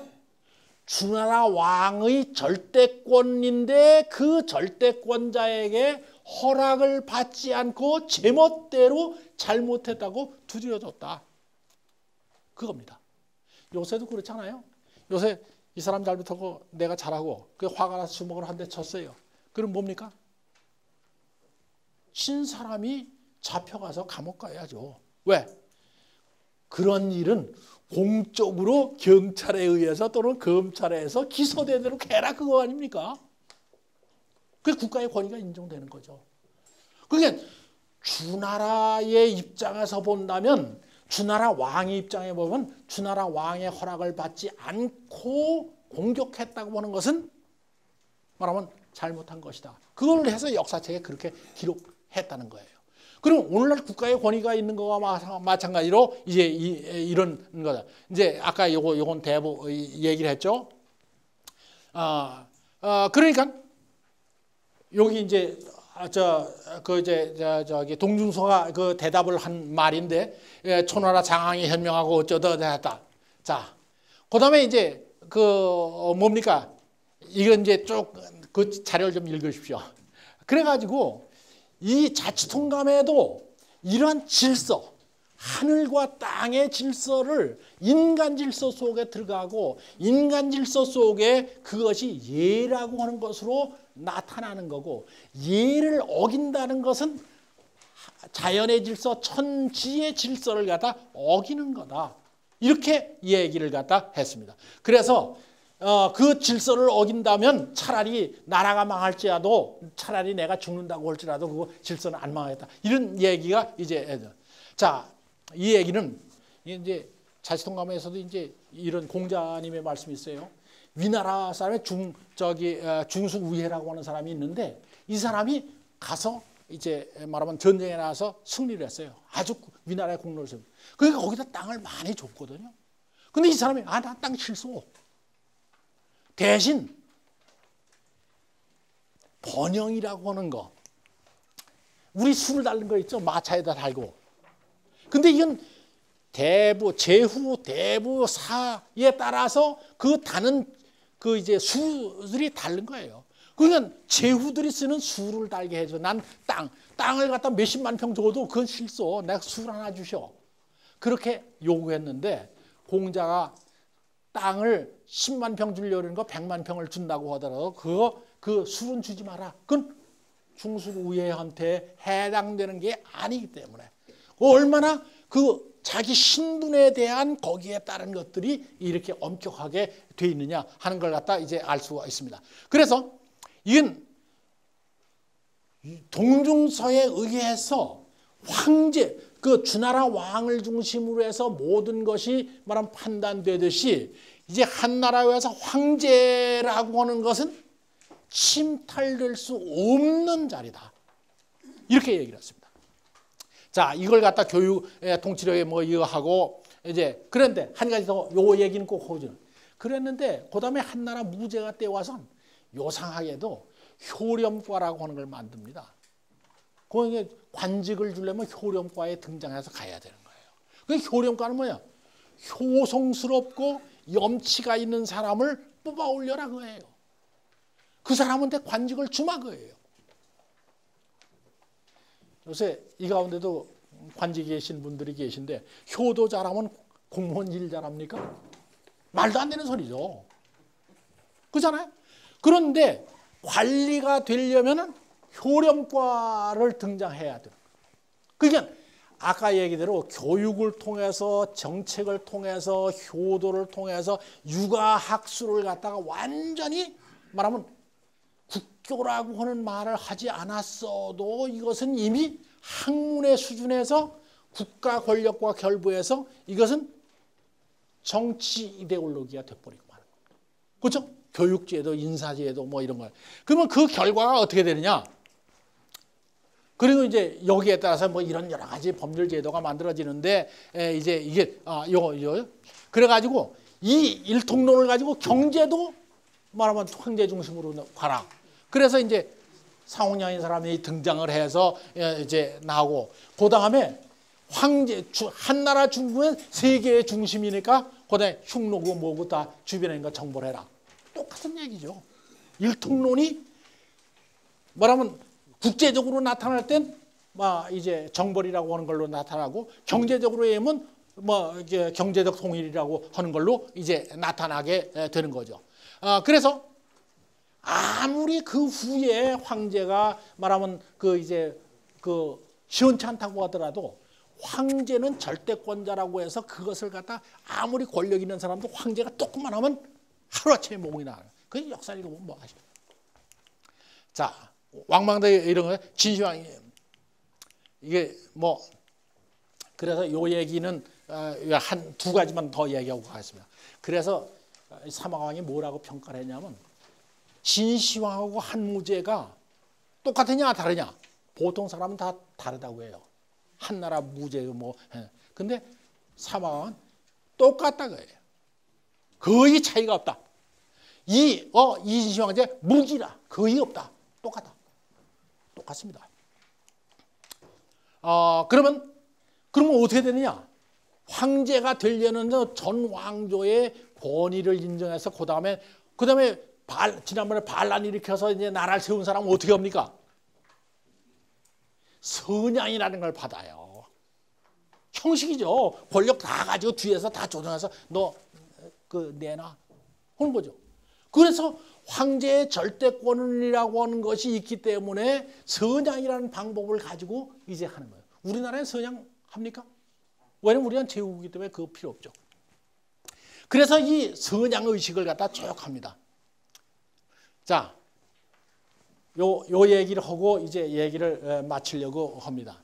명대에 와서 이제 황종이라고 하는 사람이 명의대박록이라고 하는 책을 쓰는데 이 얘기도 좀 하면 긴데 뭐냐면 과거에는 재상이 천자의 업무를 갖다가 섭정을 했다. 그러니까 천자와 재상의 사이라고 하는 거 한 단계 계급밖에 차이가 안 났다. 그러니까 재상과 장관과의 계급이 한 계급인 것처럼 재상과 황제 사이도 한 계급밖에 없었다. 그랬는데 후대에 오면 군교, 임금은 교만하고 신첨, 신하는 아첨해서 그렇죠? 천자의 지위라고 하는 건 신하하고 마치 건널 수 없는 강처럼 만들었다. 말하면 이 황제, 그러니까 중국이 문제가 있다. 그래서 말하면 이제 임금의 황제의 자리를 갖다 누가 하느냐? 황제는 바보고 그걸 대신할 사람이 없고 그러면 누가 해요? 궁궐에 있는 노비가 황제 노릇을 한다는 거예요. 그래서 이게 사국노 유재상지실 궁궐에 있는 노비 뭐예요? 환관이죠. 환관이 재상의 일을 한다. 황제는 원래 이제 난 하느님이니까 일 안 해도 되잖아요. 그 실제 일이라는 건 재상이 해야 되는 건데, 그죠? 재상이 없어져 버렸어요. 황제는 하느님이니까 갈 수도 없고, 그게 밑에 누가 하냐? 환관이 한다. 이제 그렇게 얘기를 갖다 하고 있습니다. 그래서 이제 전체적으로 얘기를 하면 공자가 이 학문이라고 하는 사상이라는 건 너무 빨리 얘기해서 육경을 산술해서 정리한 겁니다. 그다음에 한대에 와서 동주무서가 육아를 갖다 전체적으로 제자백가를 통과해서 또다시 한. 그리고 송대 성리학에 오면은 위진남북조 시대에 들어왔던 불교까지 합쳐서 말하면 성리학이 만들어지는 겁니다. 그래서 이 꼭대기 올라가면 학문에 그칩니다. 공자의 그는. 그다음에 한대에서는 국가와 결부되고 그 국가와 결부된 것이 뭘로 나타나면 당대 와서 공영달의 오경정이라고 하는 걸로 나타납니다. 그럼 국가에서 공식적으로 해석한 거죠. 오경인데 그것을 멋대로 해석하면 안 되는 거죠. 그래서 오경 정의에서 요 해석한 대로 해석을 해라. 그겁니다. 과거 합격하면 그거대로 해야죠. 그 다른 논리를 가지고 해석할 수 없게 만든 거죠. 그리고 이제 그다음에 송대 와서 학문으로서 발전한 거죠. 다시 불교를 들어와서. 그런데 명대 오면은 아까 얘기대로 명대면 성리대전이 편찬되죠. 성리대전, 성리학을 다른 식으로 해석하지 말고 요 대전에 나와 있는 대로만 해석해라. 이건 뭡니까? 학문의 이데올로기화. 그죠? 학문을 가지고 겉으로 모양은 학문인데 그것이 정치 이데올로기로 하여서 말하면 꽉 그 사회와 정치를 잡고 있습니다. 이 정치 이데올로기가 언제 가서 깨트려지냐? 별로 깨트려지지 않죠. 대단히 고맙습니다.